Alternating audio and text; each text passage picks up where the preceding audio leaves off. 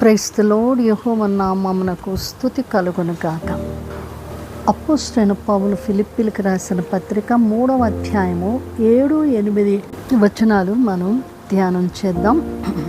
అక్కడ అపోస్తలుడైన పౌలు తనకి ఏదైతే లాభకరములై ఉన్నావో వాటన్నిటినీ కూడా యేసుక్రీస్తు ప్రభువారి నిమిత్తమై నష్టంగా ఎంచుకుంటూ ఉన్నాడు. అపోస్తలుడైన పౌలు తనకు ఎన్నో అతిశయించే విషయాలు ఉన్నాయి, కానీ వాటన్నిటినీ కూడా ప్రభు దగ్గరకు వచ్చి తన ధర్మశాస్త్ర ప్రకారంగా చూచినప్పుడు చాలా అతిశయ కారణాలు ఉన్నాయి. అవన్నీ ప్రభు దగ్గరకు వచ్చినప్పుడు అవి వేస్ట్గా అనిపించినాయి. అంచేత ఆయన వాటన్నిటినీ కూడా నష్టంగా ఎంచుకొని ఉన్నాడు. ఆయనకి అప్పుడు తన ధర్మశాస్త్ర ప్రకారంగా అవన్నీ తనకి లాభకరంగా ఉన్నాయి. ప్రభువు దగ్గరకు వచ్చిన తర్వాత తను ప్రభువు వైపు తన దృష్టి పెట్టి తన యొక్క జీవితం మారిన తర్వాత అవన్నీ నష్టంగా ఉంటూ ఉన్నాయి. పౌలు గారికి గొప్ప విద్యావంతుడు, మంచి స్థానం ఉంది, మంచి గౌరవం ఉంది. ఆయన రోమీయుడు, హెబ్రీయుడు, పరిసయ్యుడు, మరి ధర్మశాస్త్రాన్ని బాగా ఎరిగినవాడు. సో ఎన్నో ఆధిక్యతలు ఉన్నాయి, విద్యావంతుడు, అన్ని ఆధిక్యతలు ఉన్నాయి. కానీ వాటినన్నిటినీ కూడా నష్టంగా అపోస్తలుడైన పౌలు ఎంచుకుంటూ ఉన్నాడు. మనకు చాలా విషయాలు గొప్పగా ఉంటాయి. మంచి ఇల్లు ఉండొచ్చు, మంచి ఉద్యోగం ఉండొచ్చు, మంచి అందంగా ఉండొచ్చు, ఎన్నెన్నో అతిశయించే విషయాలు ఎన్నెన్నో ఉంటాయి. సో అవన్నీ కూడా ఏం చేస్తాయి అంటే దేవుని నుండి దూరం చేస్తూ ఉంటాయి. కాబట్టి అవి నిజమైన లాభకరమైనవి కావు. నిజమైన లాభం క్రీస్తుతో మనకున్న ఆ సంబంధమే నిజమైన లాభం. క్రీస్తును తెలుసుకొనుటకు, క్రీస్తును కూర్చున్న జ్ఞానాన్ని సంపాదించుట కొరకు అది ఒక ఉన్నతమైనది. క్రీస్తును తెలుసుకోవడం, క్రీస్తును కూర్చున్న జ్ఞానాన్ని తెలుసుకోవడం అనేది ఒక మహత్తరమైన కార్యం. అందు గురించి పౌలు అవి చాలా ఉత్తమమైనవి అని చెప్తూ ఉన్నాడు. క్రీస్తును తెలుసుకోవడం అంటే కేవలం మతం కాదు, మతాన్ని తెలుసుకోవడం కాదు, క్రీస్తుతో వ్యక్తిగత సంబంధం. ఆయనను తెలుసుకుంటే ప్రపంచపు విలువలు, ఈ లోకంలో ప్రపంచం దేనికైతే విలువిస్తావో అవన్నీ కూడా క్రీస్తును తెలుసుకున్నప్పుడు ఏవైతే ప్రపంచంలో విలువగా గొప్పగా కనబడతాయో అవన్నీ చాలా చిన్నవిగా కనిపిస్తూ ఉంటాయి. అందుకే అపోస్తలుడైన పౌలు వాటిని తనతో ఉంచుకోవడం ఇష్టం లేదు, వాటన్నిటినీ కూడా నష్టంగా ఎంచుకుని విడిచిపెడుతూ ఉన్నాడు.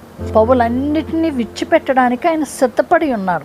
సో మన జీవితాల్లో గర్వం, చెడు అలవాట్లు, పాపం, ఎన్నెన్నో అహంకారం, నాకే తెలుసు, నేను చేసేదే కరెక్ట్, నేనే కరెక్టు, ఇంకెవరో కరెక్ట్ కాదు అని అనుకునే ఎన్నో అతిశయించేవి ఎన్నో ఉంటూ ఉంటాయి. వాటన్నిటిని కూడా క్రీస్తు యొక్క జ్ఞానము దగ్గర అవన్నీ కూడా నథింగ్లా కనిపిస్తూ ఉంటాయి. అందుకని అపోస్తలుడైన పౌలు వాటన్నిటిని కూడా ఆయన విడిచిపెట్టడానికి మామూలుగా కదా నష్టం కలిగిస్తున్నాయి కాబట్టి నేను వాటి జోలికి వెళ్ళను అన్నట్టుగా అపోస్తలుడైన పౌలు వాటిని విడిచిపెడుతూ ఉన్నాడు. నష్టంలోనే నిజమైన లాభం ఉంది. వాటన్నిటి మనం విడిచిపెట్టలో పౌలు ప్రపంచ విషయాలు చెత్తగా భావించాడు. ఆయన ప్రపంచంలో తాత్కాలికమైనవన్నీ కూడా అవి వేస్ట్, చెత్తవేని అనుకున్నాడు. క్రీస్తుతో నిత్యమైన ఆ యొక్క రిలేషన్షిప్ అదే గొప్పది, అదే మనకి జీవాన్ని ఇస్తుంది. యేసుని ఎంచుకుంటే నిజమైన జీవితాన్ని మనము ఎంచుకున్నట్లే. ఈ లోక సంబంధం అన్నీ కూడా తాత్కాలికమైనవి, కొద్దిసేపే ఆనందాన్ని ఇస్తాయి, తర్వాత మనకి ఎంతో బాధలు తెచ్చిపెడుతూ ఉంటాయి.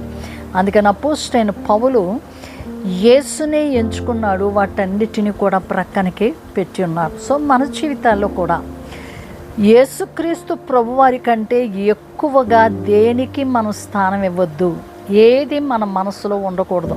ప్రతిరోజు క్రీస్తునే మొట్టమొదటిగా మన జీవితంలో ముందు పెట్టుకోవాలి. ఆయనతో మనకున్న సంబంధమే మనకెంతో గొప్ప ఆశీర్వాదకరం, లాభకరం. సో అట్టి విధంగా పరిశుద్ధాత్మ దేవుడు మిమ్మును బలపరుచునుగాక. ఆమేన్.